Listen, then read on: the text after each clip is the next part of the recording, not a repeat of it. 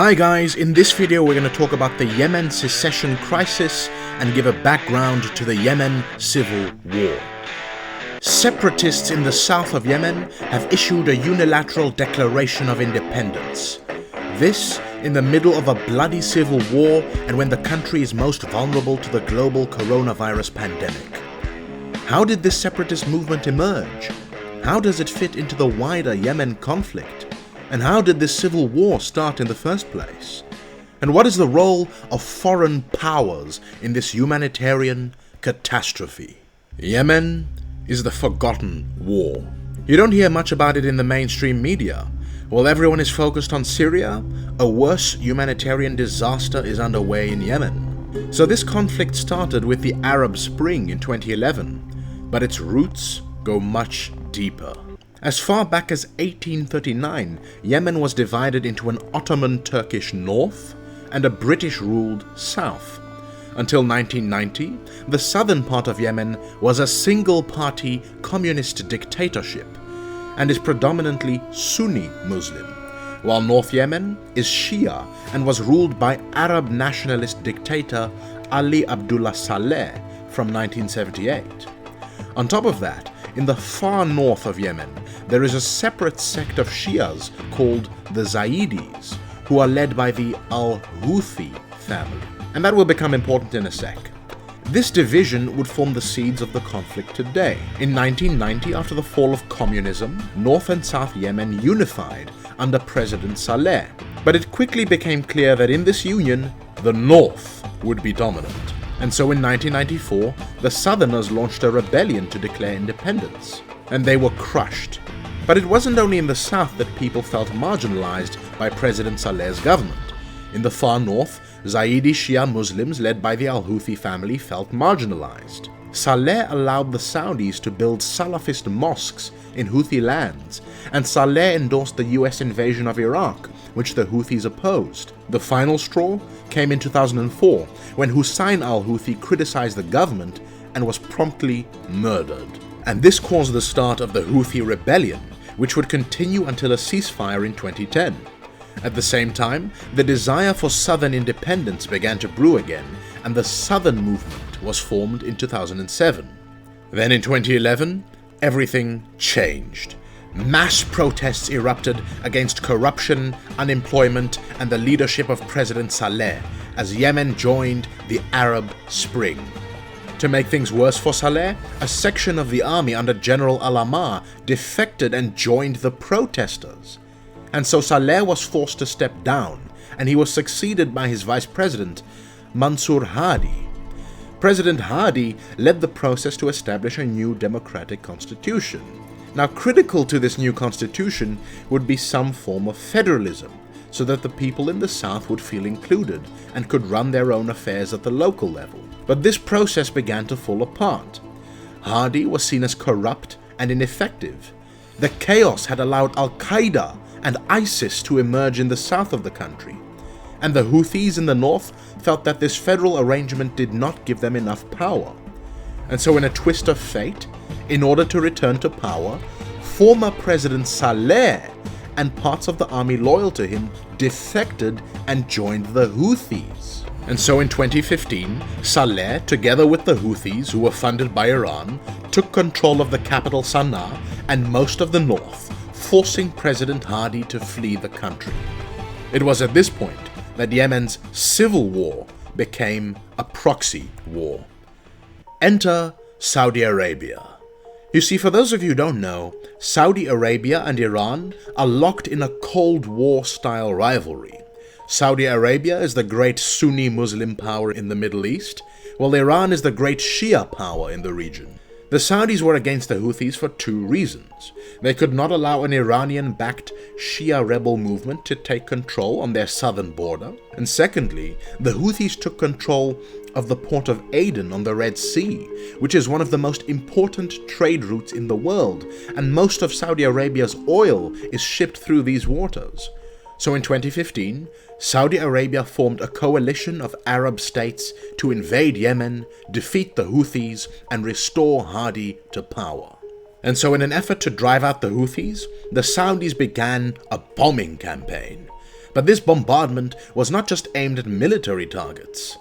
Schools, hospitals, orphanages, markets, mosques were systematically bombed by Saudi Arabia. And in an effort to cut off supplies to the Houthis, the Saudis blockaded Yemen's ports. This led to a massive shortage of essential goods, which resulted in the starvation of 85,000 children and a cholera outbreak which affected 1.2 million people and killed 2,500. These actions have led to the deaths of thousands of civilians and the displacement of over 2.4 million people. This, of course, was aided and funded by the United States. But in 2019, things looked like they were about to change. In an unlikely alliance, progressive Senator Bernie Sanders and conservative Republican Mike Lee co-sponsored a bill to bring an end to American financing of the war in Yemen. It passed both houses of Congress, but was vetoed by President Trump. But this wasn't surprising. In 2017, Saudi lobbyists booked over 500 rooms in Trump's hotels, and in 2018, the Trump International Hotel in New York saw a 13% increase in revenue after Saudi Crown Prince Mohammed bin Salman stayed there. So then it's not surprising that Trump went on to approve a $110 billion weapons deal with Saudi Arabia and veto the bill to end the war in Yemen. It was because of this bombing campaign that former President Saleh decided to break his alliance with the Houthis and join the Saudis instead. But in response, the Houthis had him shot in the head. And while all this was happening, around 2017, the Southern Transitional Council, or STC, was formed with the goal of independence for the South. And it was supported by the UAE, one of Saudi Arabia's coalition partners. Now initially they were on the side of President Hadi, fighting against the Houthis, but they became frustrated with Hadi's leadership. What was supposed to be a quick win was turning into a protracted civil war, all while Hadi failed to deliver on basic public services at home. So in 2019, the STC, the Southern Separatists, took over the port of Aden. Now in response to this, the Saudis organized a deal called the Riyadh Agreement to share power with the STC. So if you're getting confused, you've got the Shia Houthis, who are funded by Iran, you've got the government forces of President Hadi, who are supported by Saudi Arabia, you've got the Southern Transitional Council, who are supported by the UAE, and you've got terrorists like Al-Qaeda and ISIS. And that brings us to today, the Separatists. No, the Separatists. The STC have declared self-rule for southern Yemen because the Riyadh Agreement was not being respected. The problem with that, though, is that at least 5 southern governors have already rejected the idea. Even in the south, people are not united on this front. But it does complicate the Saudi effort against the Houthis, where before the STC and Hadi's government were a united front, they are now divided. And the UAE, which is part of the Saudi coalition, clearly has its own goals by supporting the STC. There's also a major role for the United States here. One of the main reasons Saudi Arabia is able to continue this war is because of the military and financial assistance of the United States. Withdraw that support, and the Saudis are in a very difficult position. With oil prices at the lowest level in decades, without US support, it's not financially viable to continue this war. So where is all this going? Is separatism really a viable answer? Honestly, I think yes. The only reason this conflict has lasted so long is because of foreign intervention. President Hadi is only relevant because he's backed by the Saudis, but he doesn't have any legitimacy within Yemen.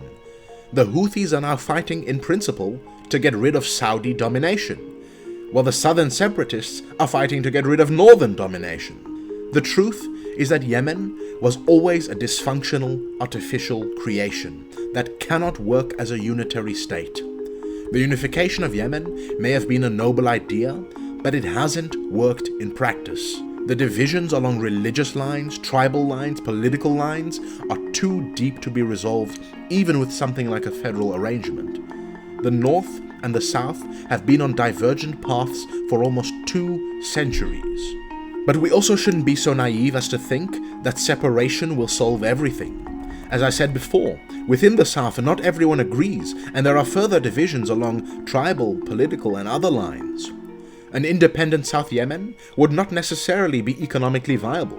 They have some revenues from the port of Aden and some oil, but not much, especially with oil prices being so low. It also needs to be emphasized how bad the timing of this action was for the Yemeni people. Just recently, Yemen experienced its first coronavirus deaths.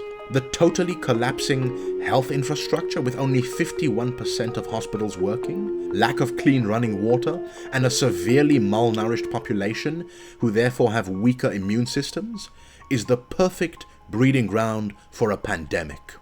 Now, there was a temporary ceasefire in order to deal with coronavirus, but this action by the STC put that temporary peace in danger.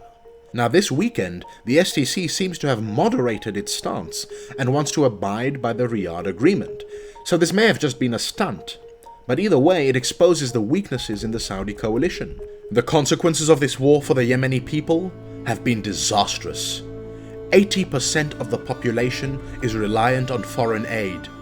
10 million are in danger of starvation. Tens of thousands have been killed. Millions have been displaced. For what? Neither Saudi Arabia nor the United States have achieved their goals. Most of the population centers are still under the control of the Houthis, and while the Saudis invaded to stop the growth of Iranian influence in Yemen, they've probably increased it. You see, the Houthis are happy to take money from Iran, but they don't actually get their orders from Tehran or share their goals. But by making the Houthis more and more reliant on Iranian financing, the Saudis have only increased Iranian influence in Yemen. And the United States claims to be fighting terrorism. But I don't see how that can be the case, given that they're bombing Houthis, who are the sworn enemies of Al-Qaeda. On top of that, the campaign of drone strikes has probably created more terrorists than it has killed. The tale of Yemen is the tale of how sectarian divisions can be exploited by foreign powers for their own goals, and is a perfect example of how the Arab Spring became an Arab nightmare. Thank you to our Patreons for contributing. The next video will be about Brazil, Bolsonaro, and the rise of authoritarianism. Like, share, and subscribe, because this was my take.